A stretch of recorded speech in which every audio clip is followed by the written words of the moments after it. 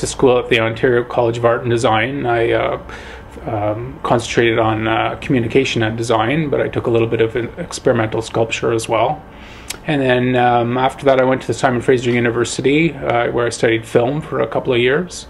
And then I guess for the last 20 odd years I've been an advertising art director, full-time for most of that time, but then in the last 2 years I've been freelancing, which has been giving me more time to work on my visual art. I would say my work kind of falls into three major themes.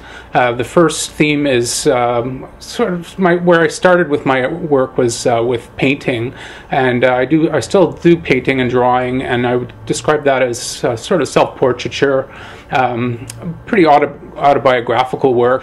The second theme in my work is I would say the work that's informed by advertising. A lot of my photography is very iconic. I'll shoot against sort of stark white backgrounds or stark black backgrounds, and oftentimes the objects are centered in the middle of the frame.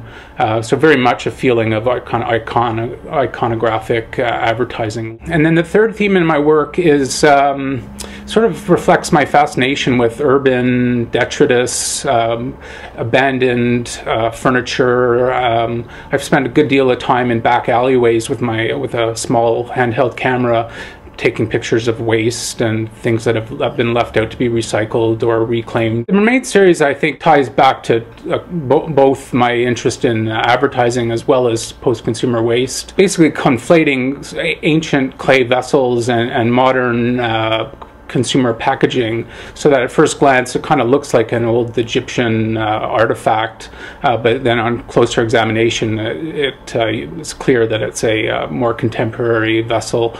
I'm fascinated with the cycle of how the products go from the consumer, they're on the shelves of supermarkets, and then they end up in the ground.